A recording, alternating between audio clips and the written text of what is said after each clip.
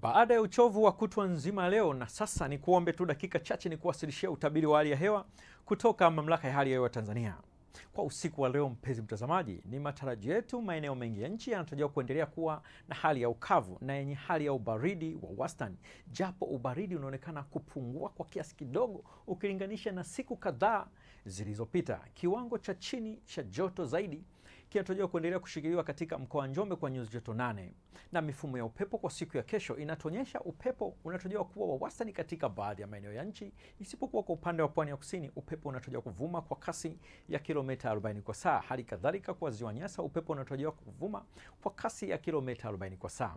Mamlaka ya Hali ya Hewa Tanzania ikitoa angalizo la matarajio kuwa na vipindi vya uwepo wa upepo mkali katika pwani ya kusini. Ni vyema mtumiaji wa bahari katika maeneo hayo kuwa makini na angalizo hilo. Hali kadhalika angalizo linatolewa la matarajio kuwa na vipindi vifupi vya uwepo wa upepo mkali unaofikia kilomita 40 kwa saa pamoja na mawimbi makubwa yanayofikia mita 2 katika maeneo ya ziwa Nyasa. Ni vyema mtumiaji wa ziwa kuwa makini na angalizo hilo.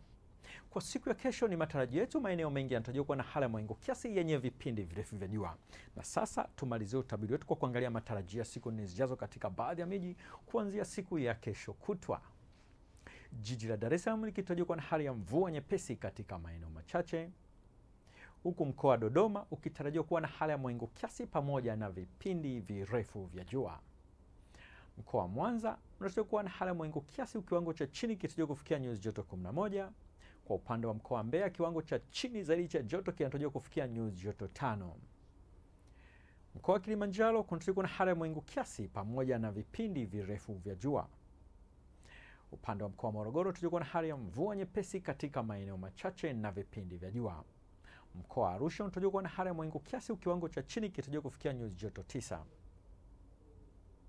Ni kushukuru kwa usikivu wako na nikutakie wakati mwema